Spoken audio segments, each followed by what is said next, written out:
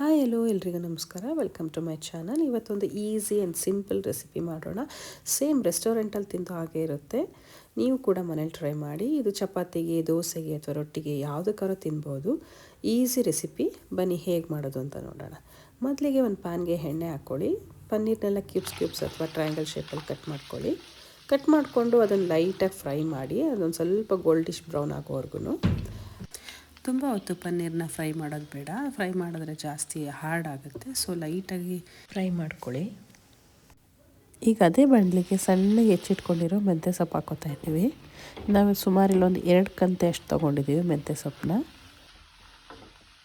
ಸೊಪ್ಪು ಸ್ವಲ್ಪ ಚೆನ್ನಾಗಿ ಫ್ರೈ ಆದಮೇಲೆ ಅದಕ್ಕೆ ಹಸಿ ಬಟಾಣಿ ಹಾಕ್ಕೊಳ್ಳಿ. ಬಟಾಣಿನ 1.5 ಕಪ್ ಅಷ್ಟು ತೊಗೊಂಡಿದ್ದೀವಿ. ಬಟಾಣಿ ಸೀಸನ್ ಆಗಿರೋದ್ರಿಂದ ಫ್ರೆಶ್ಶಾಗಿ ಸಿಗ್ತದೆ. ತೊಗೊಬಂದು ನೀವು ಕೂಡ ಈ ರೆಸಿಪಿ ಟ್ರೈ ಮಾಡಿ. ಇದಕ್ಕೆ ಸ್ವಲ್ಪ ಉಪ್ಪು ಹಾಕ್ಕೊಳ್ಳೋಣ. 3 ರಿಂದ 5 ನಿಮಿಷ ಲಿಡ್ ಕ್ಲೋಸ್ ಮಾಡ್ಕೊಂಡು ಬೇಯಿಸ್ಕೊಳ್ಳೋಣ. ಒಂದು 5 ನಿಮಿಷ ಫ್ರೈ ಆದಮೇಲೆ ಇದನ್ನು ಕೂಡ ಸೈಡಿಗೆ ಎತ್ತಿಟ್ಕೊಳ್ಳೋಣ. ನೀವು ನಮ್ಮ ಚಾನಲ್ನ ಫಸ್ಟ್ ಟೈಮ್ ನೋಡ್ತಾ ಇದ್ದರೆ ಪ್ಲೀಸ್ ಸಬ್ಸ್ಕ್ರೈಬ್ ಮಾಡ್ಕೊಳ್ಳಿ. ನಿಮ್ಮ ಫ್ಯಾಮಿಲಿ ಫ್ರೆಂಡ್ಸ್ ಜೊತೆ ಶೇರ್ ಮಾಡಿ. ಮತ್ತು ಈಗ ಅದೇ ಪ್ಯಾನಿಗೆ 1 ಟೇಬಲ್ ಸ್ಪೂನಷ್ಟು ಎಣ್ಣೆ ಹಾಕ್ಕೊಳ್ಳೋಣ. ಈಗ ಅದಕ್ಕೆ ಅರ್ಧ ಟೀ ಸ್ಪೂನಷ್ಟು ಜೀರಿಗೆ, ಸಣ್ಣಗೆ ಹೆಚ್ಚಿಟ್ಕೊಂಡಿರೋ ಒಂದು ಈರುಳ್ಳಿನ ಸ್ವಲ್ಪ ಕೆಂಪಗಾಗೋವರೆಗೂ ಫ್ರೈ ಮಾಡ್ಕೊಳ್ಳೋಣ. ಈಗ ಅದಕ್ಕೆ ಒಂದು 4 ರಿಂದ 5 ಹಸಿರು ಮೆಣಸಿನ್ಕಾಯಿ ಹಾಕ್ಕೊಳ್ಳಿ. ಒಂದು 2-3 ನಿಮಿಷ ಫ್ರೈ ಆದಮೇಲೆ ಅದಕ್ಕೆ ಸಣ್ಣಗೆ ಹೆಚ್ಚಿಟ್ಕೊಂಡಿರೋ ಟೊಮೊಟೊ ಹಾಕೋಣ. ಟೊಮೊಟೊನ 3 ರಿಂದ 4 ನಿಮಿಷ ಫ್ರೈ ಮಾಡಿಕೊಂಡು, ಟೊಮೊಟೊ ಫ್ರೈ ಆಗಿ ಸಾಫ್ಟ್ ಆದಮೇಲೆ ಈಗ ಅದಕ್ಕೆ 1 ಸ್ಪೂನಷ್ಟು ಶುಂಠಿ ಬೆಳ್ಳುಳ್ಳಿ ಪೇಸ್ಟ್ ಹಾಕೋಣ. ಶುಂಠಿ ಬೆಳ್ಳುಳ್ಳಿ ಪೇಸ್ಟು ಒಂದು 2-3 ನಿಮಿಷ ಚೆನ್ನಾಗಿ ಫ್ರೈ ಆದಮೇಲೆ ಎಲ್ಲ ಚೆನ್ನಾಗಿ ಮಿಕ್ಸ್ ಮಾಡ್ಕೊಳ್ಳಿ.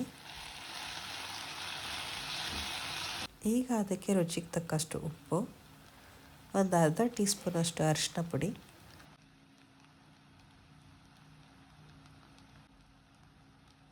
1 ಟೇಬಲ್ ಸ್ಪೂನ್ ಖಾರ ಪುಡಿ. ಇನ್ನೂ ಸ್ವಲ್ಪ ಸ್ಪೈಸ್ ಲೆವೆಲ್ ಬೇಕು ಅಂದರೆ ಇನ್ನೊಂದು ಅರ್ಧ ಸ್ಪೂನ್ ಆ್ಯಡ್ ಮಾಡ್ಕೊಳ್ಳಿ. ಯಾಕೆಂದರೆ ಮುಂಚೆನೇ ನಾವು ಮೆಣಸಿನ್ಕಾಯಿ ಹಾಕಿರೋದ್ರಿಂದ ಸ್ವಲ್ಪ ಸ್ಪೈಸಿ ಅಂತಲೇ ಅನಿಸುತ್ತೆ. ನಾವು ಮುಂಚೆನೇ ನೆನೆಸಿಟ್ಕೊಂಡಿರೋ ಗೋಡಂಬಿ, ಇದರಲ್ಲಿ ನಾವು 3 ಸ್ಪೂನಷ್ಟು ಗೋಡಂಬಿ ತೊಗೊಂಡಿದ್ದೀವಿ.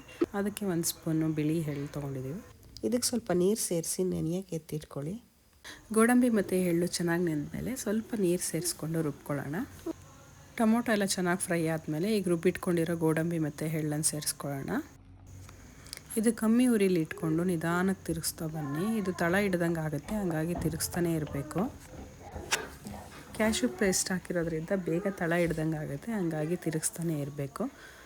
2-3 ನಿಮಿಷ ಚೆನ್ನಾಗಿ ರೋಸ್ಟ್ ಆದಮೇಲೆ ಎಣ್ಣೆ ಬಿಡೋಕ್ಕೆ ಶುರುವಾಗುತ್ತೆ. ಮುಂಚೆನೇ ಹುರಿದು ಎತ್ತಿಟ್ಕೊಂಡಿರೋ ಹಸಿ ಬಟಾಣಿ ಮತ್ತು ಮೆಂತ್ಯ ಸೊಪ್ಪು ಹಾಕಿ ಮಿಕ್ಸ್ ಮಾಡ್ಕೊಳ್ಳಿ. ಎಲ್ಲ ಚೆನ್ನಾಗಿ ಮಿಕ್ಸ್ ಆದಮೇಲೆ ನಮಗೆ ಗ್ರೇವಿ ಕನ್ಸಿಸ್ಟೆನ್ಸಿ ಬೇಕಾಗಿರೋದ್ರಿಂದ ಇದಕ್ಕೆ ಸ್ವಲ್ಪ ಬಿಸಿನೀರು ಸೇರಿಸ್ಕೊಳ್ಳೋಣ. ಈಗ ಇದಕ್ಕೆ ಒಂದು ಲಿಡ್ ಮುಚ್ಚಿ ಒಂದು 5 ರಿಂದ 10 ನಿಮಿಷ ಕುದಿಸ್ಕೋಬೇಕು. ಈಗ ಗ್ರೇವಿ ಸ್ವಲ್ಪ ತಿಕ್ಕಾಗಿ ಬಂದಿರುತ್ತೆ ಮತ್ತು ಮೇಲೆಲ್ಲ ಎಣ್ಣೆ ಬಿಟ್ಟಿರುತ್ತೆ. ಈಗ ಅದಕ್ಕೆ ನಾವು ಮುಂಚೆನೇ ಟಾಸ್ ಮಾಡಿ ಇಟ್ಕೊಂಡಿರೋ ಪನ್ನೀರ್ ಕ್ಯೂಬ್ಸ್ನ ಹಾಕೋಣ.